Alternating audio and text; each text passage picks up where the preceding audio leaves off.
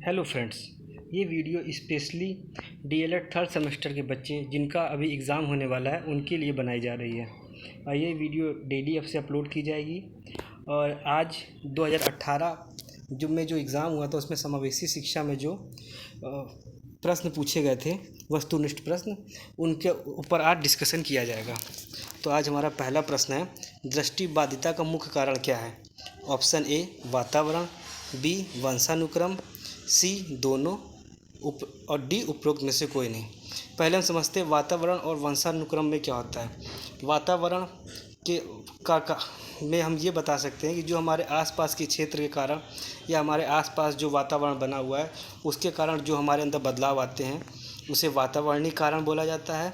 और वंशानुक्रम वो कारण होते हैं जो हमारे परिवार से, हमारे माता पिता से या हमारे पूर्वजों से जो हमको गुण मिलते हैं वो वंशानुक्रम से आते हैं। तो दृष्टिबाधिता के दोनों ही कारण हो सकते हैं, जैसे वातावरणीय कारण भी हो सकता है और वंशानुक्रम। इसलिए इसका उत्तर होगा दोनों। उत्तर सी दोनों। अच्छे निर्देशन सेवा होती है बाल केंद्रित, शिक्षक केंद्रित या समाज केंद्रित। जो बालक होता है वो समाज में रहता है, इसलिए इसका जो अच्छा निर्देशन का जो होगा वो समाज केंद्रित माना जाएगा। अगला क्वेश्चन जो है, टर्मन के अनुसार समान बुद्धि बालकों की बुद्धि लब्धि होती है। तो ऑप्शन ए 140 से अधिक, ऑप्शन बी 120 से 140, ऑप्शन सी 110 से 120, ऑप्शन डी 90 से 110। तो टर्मन के अनुसार जो समान बुद्धि बालकों की जो बुद्धि होती है वो 90 से 110 होती है। समुदाय का अर्थ कितने शब्दों से मिलाकर लिया गया है? तो आपको पता होगा, इसमें option A 4, option B 2, option C 3 और ऑप्शन डी उपरोक्त में से कोई नहीं। तो इसमें 4 का उत्तर होगा ऑप्शन बी 2। मंडलीय मनोविज्ञान केंद्र कहाँ नहीं है?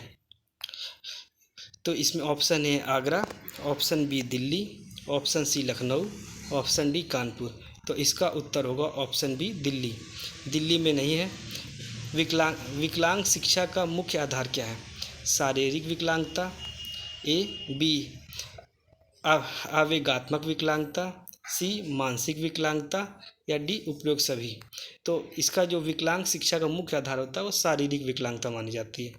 सांकेतिक भाषा किसके लिए प्रयुक्त की जाती है?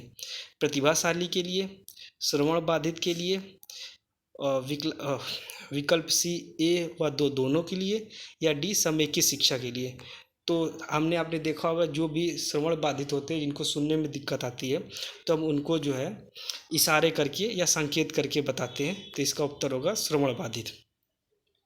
निर्देशन का प्रकार नहीं है। शैक्षिक निर्देशन, लिखित निर्देशन, व्यक्तिगत निर्देशन या व्यावसायिक निर्देशन। तो इसमें जो होता है निर्देशन के प्रकार में शैक्षिक निर्देशन, व्यक्तिगत निर्देशन तथा व्यावसायिक निर्देशन तीनों निर्देशन होते हैं, परंतु लिखित निर्देशन कोई भी प्रकार नहीं पाया जाता है। शिक्षा प्रक्रिया में अनुकूलन की आवश्यकता नहीं होती है। श्रवण बाधितों के लिए, अस्थि बाधितों के लिए, प्रतिभाशाली बालकों के लिए या दृष्टि बाधितों के लिए। तो इसमें जो आपको पता होगा, जो श्रवण बाधित होते हैं उनके लिए हमको अनुकूलन परिस्थिति बनानी पड़ती है, और जो अस्थि बाधित जितने होंगे उनके लिए बनानी पड़ती है, चाहे दृष्टि बाधितों के लिए भी।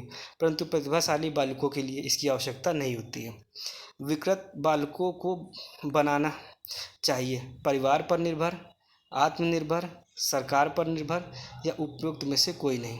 तो हमें विकृत बालक जो भी होते हैं उन्हें हमेशा आत्मनिर्भर बनाना चाहिए, जिससे कि वह अपने सभी कार्य स्वयं करने के लिए सक्षम हो सके। जितने ज़्यादा कार्य वो स्वयं करेंगे उतने ज़्यादा वो आगे बढ़ेंगे।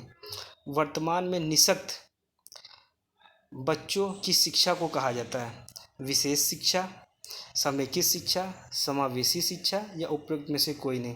जो भी निःशक्त बालक होते हैं, जिनको कोई कार्य करने में दिक्कत होती है, जो निःशक्तता होती है, उनके लिए विशेष शिक्षा की जाती है। हकलाने का कारण क्या हो सकता है? ऑप्शन ए वंशानुक्रम, ऑप्शन बी वातावरण, ऑप्शन सी उपरोक्त दोनों, या ऑप्शन डी इनमें से कोई नहीं।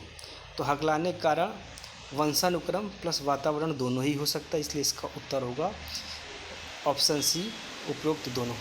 मनोविज्ञान केंद्र का प्रमुख कार्य क्या होते हैं? ए निर्देशन करना, बी प्रशिक्षण करना, सी शोध कार्य करना, या डी उपरोक्त में से सभी। तो मनोविज्ञान केंद्र के ये सभी कार्य होते हैं। वो निर्देशन भी करता है, प्रशिक्षण भी कराता है या करता है प्रशिक्षण, उसके अलावा शोध कार्य भी वो करता है। तो इसमें तीनों ही होंगे। वाक दोष के प्रमुख प्रकार कितने प्रकार के होते हैं? Option A 4, option B 5, option C 6 या ऑप्शन बी 7। तो इसमें उत्तर जो होगा, वाक दोष के प्रमुख प्रकार 6 प्रकार के होते हैं। जैसे अगर इनको समझना चाहे वाक दोष के, तो पहला प्रकार होता है प्रकृत्यात्मक या उच्चारात्मक दोष।